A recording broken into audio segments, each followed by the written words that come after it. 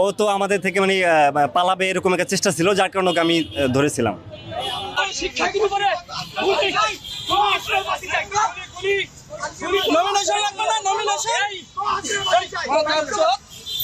ঢাকা মহানগর পূর্ব ছাত্র দলের সাধারণ সম্পাদক আব্দুল হান্নান মজুমদার ভাই আমাকে হঠাৎ ফোন দেয়। উনি বলে ওনার কাছে একটা নিউজ গেছে যে অভিনেতা সিদ্দিকুর রহমান যিনি, উনি তো আওয়ামী লীগের দোসর, এরা সবাই জানে।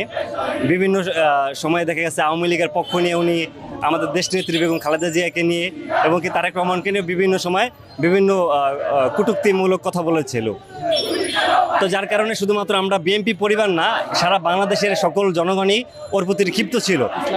তো আমাদের নগরের যে সেক্রেটারি আব্দুল হান্নান মজুমদার ভাই আমাদেরকে নির্দেশ দেয় যে তোমরা যেহেতু হাবিবুল্লাহ বাহার ছাত্রদল তোমরা কাছাকাছি আছো, ও ছিল মিন্টু রোডে ছিল, আর আমরা হাবিবুল্লাহ বাহার যেহেতু শান্তিনগর কাছাকাছি আছি আমরা, তো আমাদেরকে নির্দেশ দেয় তো তোমরা ওকে ধরো। ওয়ালটন আবারও মিলিয়নিয়ার অফারে ওয়ালটন ফ্রিজ কিনে আপনিও হয়ে যেতে পারেন মিলিয়নিয়ার। তো আমরা যখন ওখানে যাই, ওখানে গিয়ে দেখি যে ও কিছু লোকদের সাথে কথাবার্তা বলতেছে। তখন আমরা আমাদের উপস্থিতি টের পেয়ে ও ডিবি অফিসে আশ্রয় নেওয়ার জন্য ডিবি অফিসে থেকে মুভ করে। তো না, এই বিষয়টা পুলিশও ফলো করছে।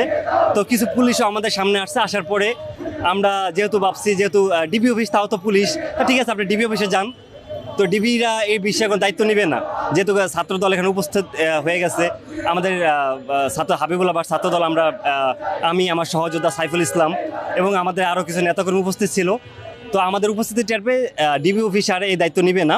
তারপর আমরা যেহেতু সিদ্ধান্ত নিলাম যে আমাদের নগরের সেক্রেটারিকে ভাইকে জানাইলাম যে ভাই ডিবি অফিসের দায়িত্ব নিতেছে না। তখন ভাই জানালো যেহেতু রমনা থানা কাছে আছে, তোমরা রমনা থানা ওকে সোর্স করো। তারপরে আমরা জাস্ট রমনা থানার দিকে আমরা ওকে নিয়ে আসলাম। তখন রমনা থানাতে যখন ওকে নিয়ে আসতেছি, তখন বেলি রোডের মুখে ওইখানে কিছু পথচারী চলাচল করতেছিল। রিক্সা থেকে নেমে মোটরসাইকেল অফ করে রাস্তায় রেখে তারা আসে, ওর প্রতি কিছুটা হামলা করে। আমরা ওকে আমরা রমনা থানায় ওকে হস্তান্তর করি।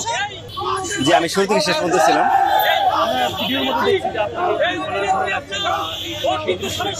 ও আমাদের থেকে একটু ইয়াতে ছিল, মানে পলাইতে ছিল আর কি। হ্যাঁ, ও আমাদের একটু ভয়ে ওর ভিতরে কাজ করতেছিল, যেহেতু অত ছিল। ও তো আমাদের থেকে পালাবে এরকম একটা চেষ্টা ছিল, যার কারণে আমি ধরেছিলাম।